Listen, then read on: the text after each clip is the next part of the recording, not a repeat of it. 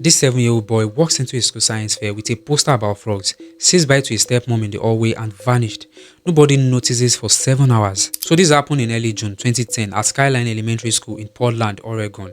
A science fair day, 7-year-old Kyron Horman shows up with his stepmom, Terri, and he's got this poster all set up about red-eyed tree frog. This is the photo of him from that morning, grinning ear to ear next to his project. So around 8:45, he says bye to Terri in the hallway. He heads towards his classroom, and that is it.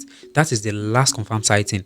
He never makes it to class. And there is the part that still gets people. Nobody notices this boy was missing, not the teacher taking the attendance, not the school, nobody. It is not until 3:45 that afternoon, when he doesn't step off the bus, that anyone even realizes something is wrong. 7 hours. A 7-year-old went missing from an elementary school for good 7 hours, and not even one adult catches it. So obviously, the first person police talk to is Terri. She's the one who dropped him off, last person to see him. And pretty quickly, things start looking off.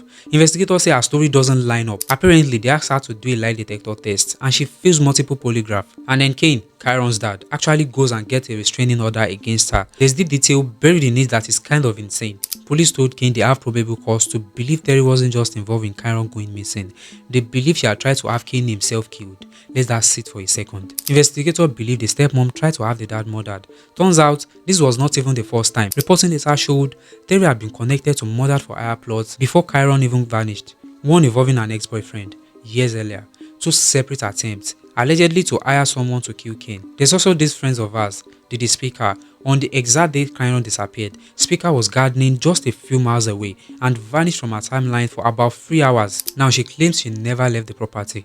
Investigators were never convinced of that. She had also helped Terri buy an untraceable phone right after Kane moved out of the house. Despite literally all that, the failed polygraph, the murder for hire history, the unaccounted for friend, the restraining order, nobody has ever been charged. Not Terri, not anyone. She is remarried now and goes by a different name and still denies any involvement through her lawyer to this day.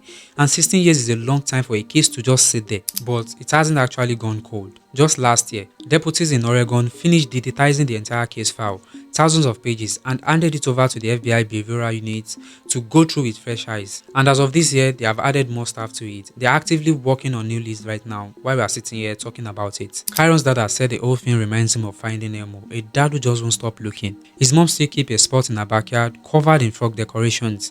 Because frog were Kyron's thing, it'd be 24 by now.